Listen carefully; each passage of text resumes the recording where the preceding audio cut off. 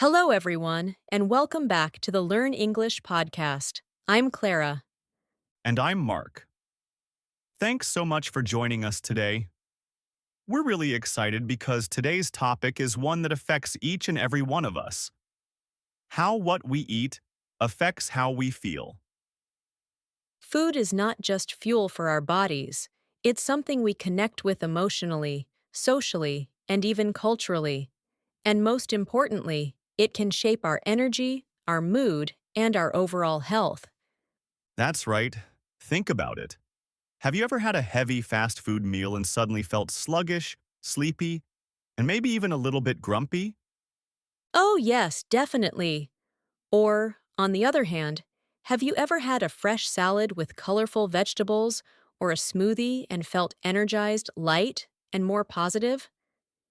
That's not just in your head, it's science. Exactly. Food affects us on so many levels, from blood sugar and energy to brain chemistry and emotional balance. And in today's episode, we're going to break this down step by step.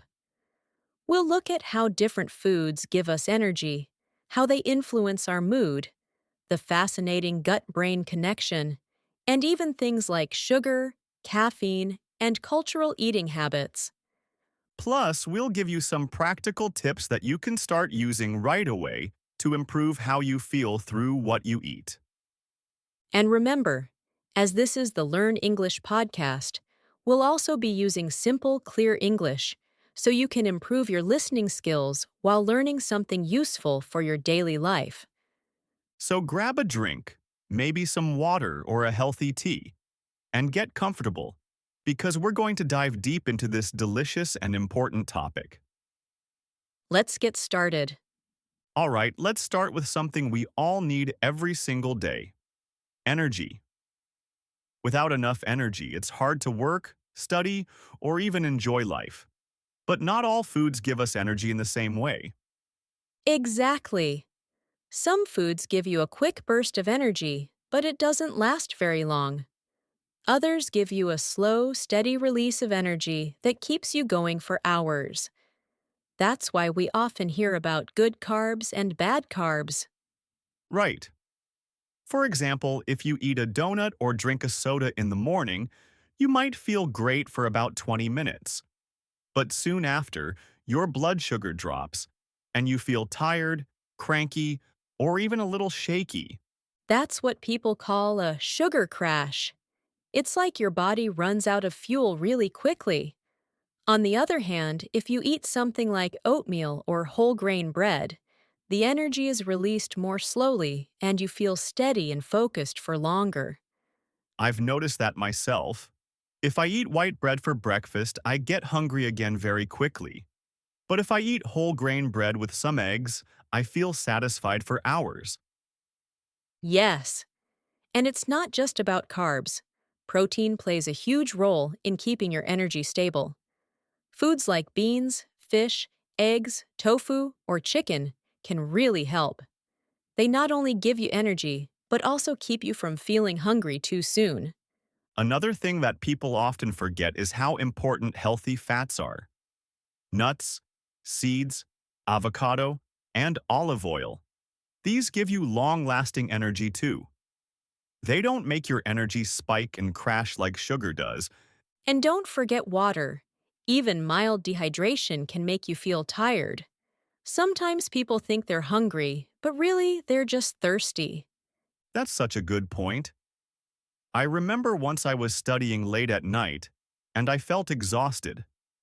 I thought I needed a snack, but after I drank a big glass of water, I felt much better. So, to sum up, if you want steady energy, go for foods like whole grains, protein, healthy fats, and don't forget to hydrate. Try to limit processed sugar and refined carbs because they make you crash later. Exactly. Think of your body like a car. If you put in low-quality fuel, it might run for a while but then break down. But if you use high-quality fuel, it runs smoothly all day. I love that metaphor. So, listeners, next time you feel low energy, don't just reach for a candy bar. Ask yourself, what kind of fuel am I giving my body? Now that we've talked about energy, let's move on to mood. This is one of my favorite parts because it shows just how powerful food really is. What we eat can actually change how we feel emotionally.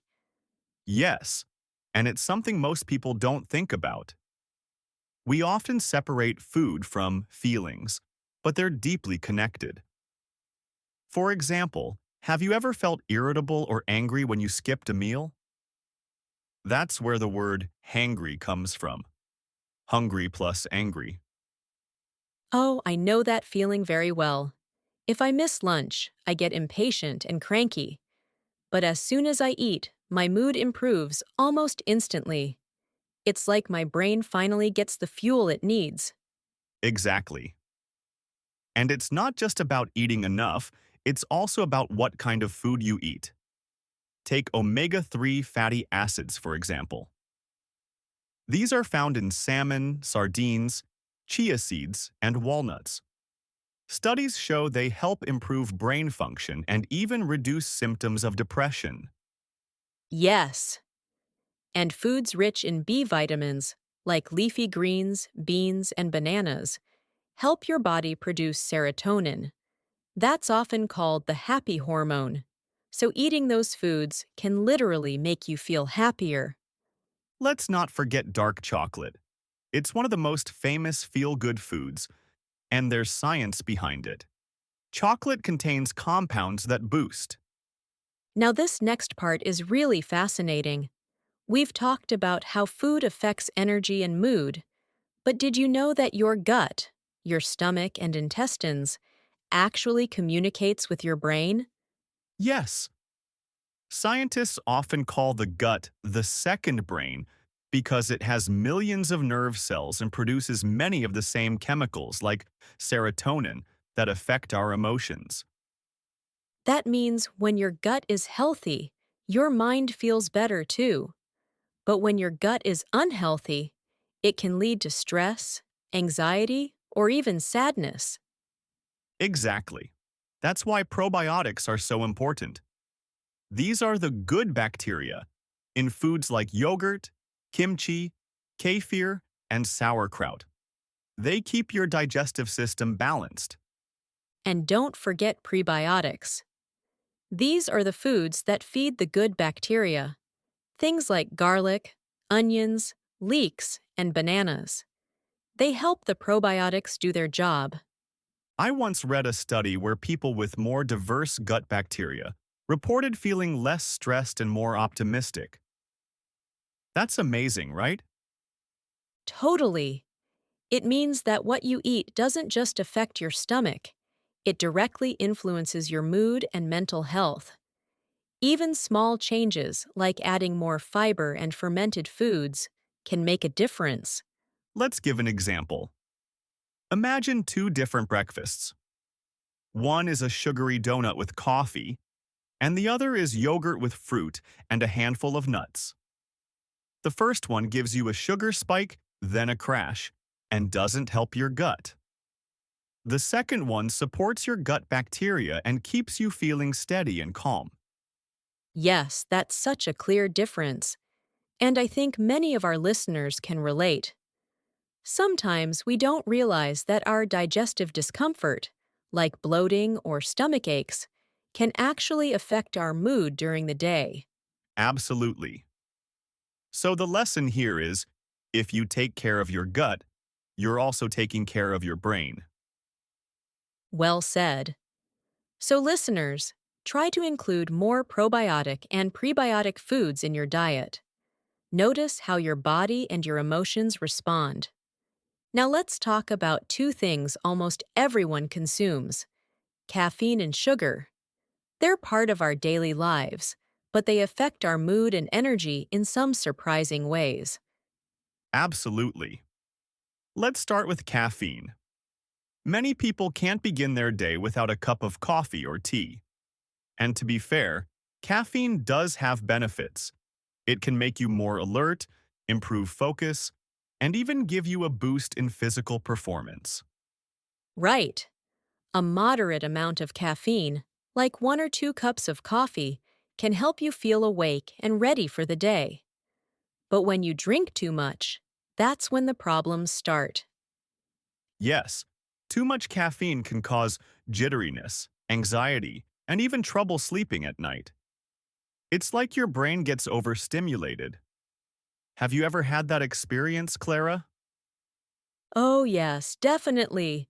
One time I had 3 cups of strong coffee in the afternoon because I was tired and I couldn't sleep until 3 a.m. I learned my lesson.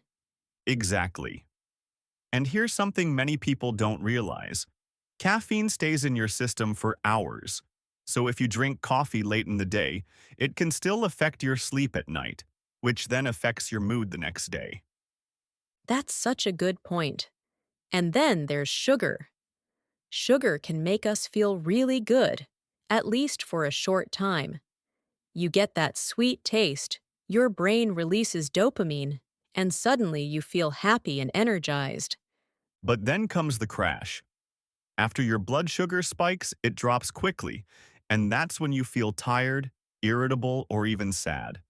It's like a roller coaster for your emotions. Exactly. That's why kids sometimes go crazy after eating too much candy. They're hyper for a while, and then they suddenly get cranky and exhausted. And adults aren't much different. Too much sugar in our diets can also affect long-term mood and mental health, not to mention physical health like diabetes or weight gain. So, what can we do? Well, instead of cutting sugar or caffeine completely, the key is moderation. For example, choose natural sugars from fruit instead of candy, and maybe switch from a second coffee to green tea. Yes, and pair sugary foods with protein or healthy fats. That slows down the sugar absorption and helps avoid the crash, like having an apple with peanut butter instead of just candy. Great tip. So, listeners, remember caffeine and sugar aren't evil, but too much can definitely mess with your energy and mood. Balance is everything. So far, we've been talking about food and mood on a more scientific level: energy, sugar, caffeine, and gut health. But there's another fascinating angle: culture.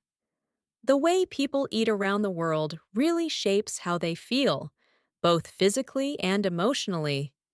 Absolutely. Food is part of culture, and culture is part of identity. And often, traditional diets are designed to keep people healthy, even if they didn't know the science behind it at the time. For example, let's look at the Mediterranean diet. People in countries like Italy, Greece, and Spain often eat lots of vegetables, fruits, olive oil, nuts, beans, and fish. Studies show that this diet is linked to lower levels of depression and better heart health. Yes, and it's not just about the food itself, it's also about the lifestyle. In Mediterranean cultures, people often eat meals slowly, with family and friends, which also reduces stress and improves emotional well-being. That's so true. Compare that to fast food culture, where people eat quickly, alone, maybe in the car, and often choose processed meals. It's not just the food, but also the experience of eating that affects mood. Exactly. Now let's think about Asian cultures. In Japan, for example, people eat a lot of fermented foods like miso soup, pickles, and natto. Those are great for gut health, which, as we learned earlier, improves mental health too. In India, many traditional dishes use spices like turmeric, ginger, and cumin. Turmeric, especially, contains curcumin, which has anti inflammatory properties and is linked to lower rates of depression. And let's not forget Indonesia, Clara, your home country. Many Indonesian meals include rice, vegetables, fish, and plenty of spices. Plus, meals are often shared with family, which adds a social connection that boosts happiness. Yes, I grew up eating tempeh, which is made from fermented soybeans. It's full of protein and probiotics, and now I realize how healthy it really is. That's such a great example. And in many cultures, food isn't just about survival. It's also about tradition, celebration, and community. All of these things affect how we feel emotionally.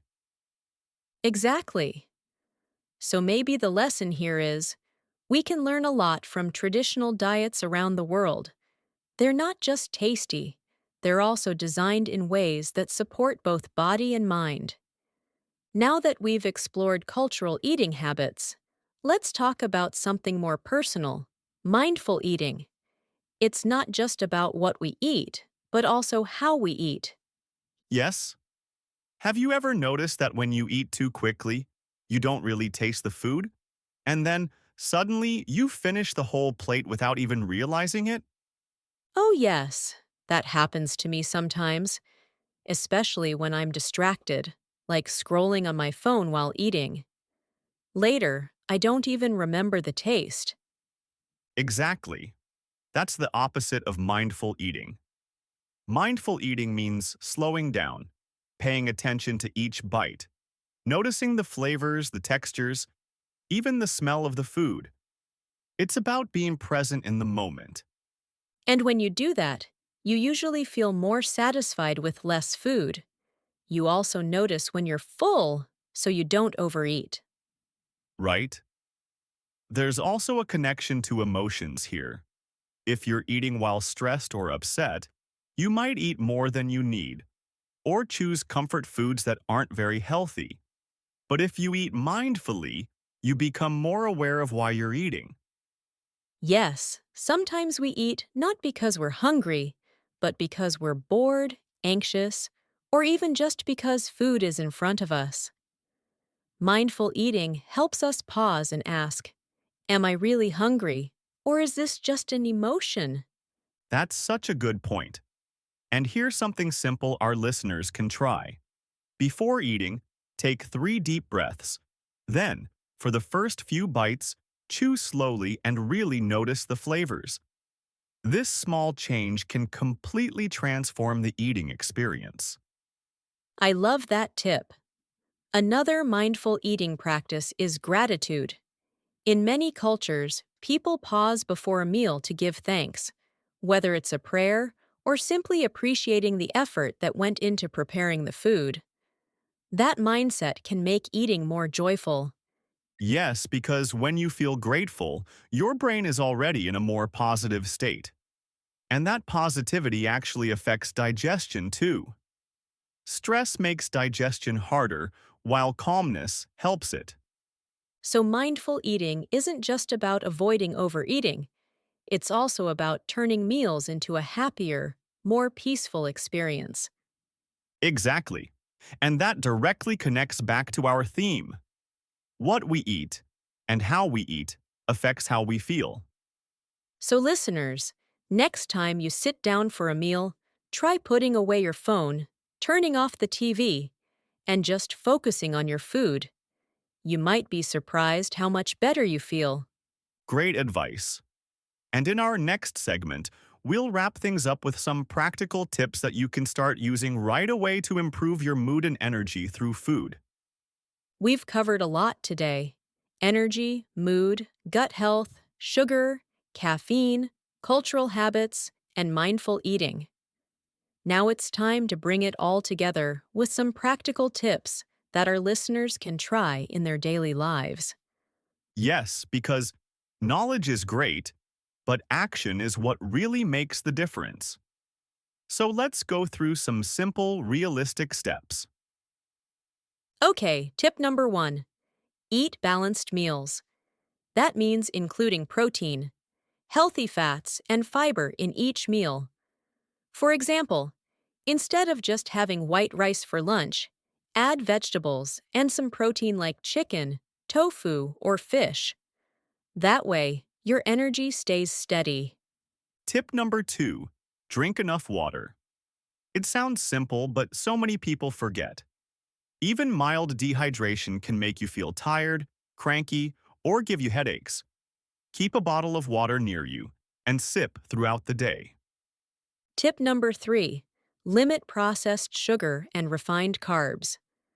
Of course, it's okay to enjoy sweets sometimes, but if most of your diet is sugar and white bread, your energy and mood will keep crashing. Try fruit or whole grains instead. Tip number 4. Notice how foods affect you personally. Everyone's body is a little different. Maybe coffee makes you focused, but for someone else, it causes anxiety. Pay attention to how you feel after different meals and adjust your diet. That's a really important one. Tip number 5. Support your gut health. Add some probiotic foods like yogurt, kimchi, or kefir, and prebiotic foods like garlic, onions, or bananas. Remember, a happy gut often means a happier mood. Tip number 6.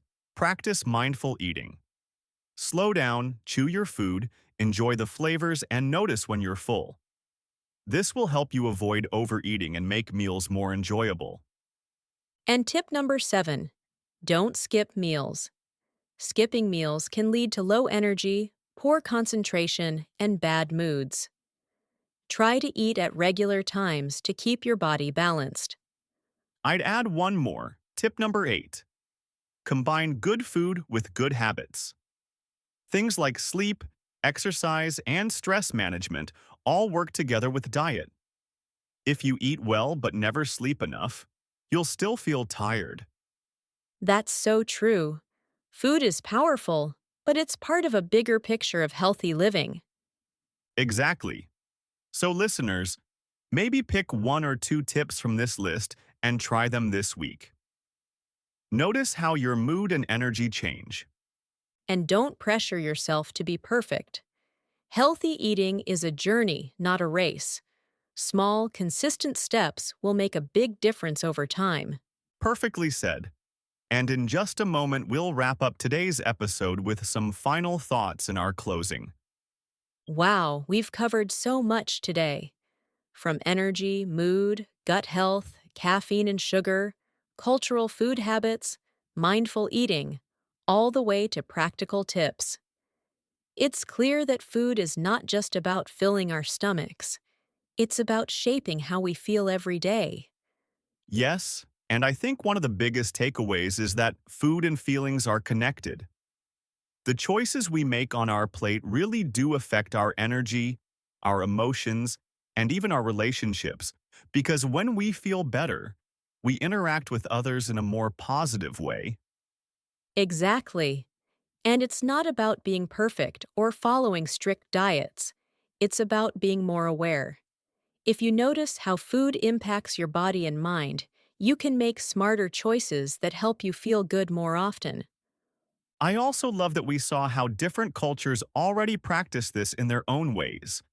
Whether it's the Mediterranean diet, Japanese fermented foods, or Indonesian tempeh, traditional eating habits often carry hidden wisdom for health and happiness. Yes, and mindful eating ties it all together. Slowing down, being grateful, and truly enjoying our meals makes such a difference. So, for our listeners, we encourage you to think about this week.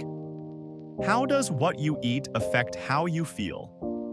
Maybe try writing it down, or just noticing your energy and mood after each meal. That's a great challenge. And remember, small changes add up. Swap soda for water, add one more vegetable to your plate, or take a moment of gratitude before eating. It doesn't have to be complicated. And of course, as this is the Learn English podcast, we hope you also learned some useful English expressions today while discovering how food and mood are connected. Absolutely. And we'd love to hear from you. Tell us in the comments, what foods make you feel your best? Maybe it's bananas, maybe it's soup, maybe it's something from your culture that brings comfort. Don't forget to subscribe to our podcast, share it with your friends, and follow us for more episodes about health, lifestyle, and learning English in a fun way. Thank you so much for joining us today. We've really enjoyed this conversation, And we hope you did too. Until next time, take care of yourself. And remember, healthy food, healthy mood. This has been the Learn English podcast. Bye, everyone.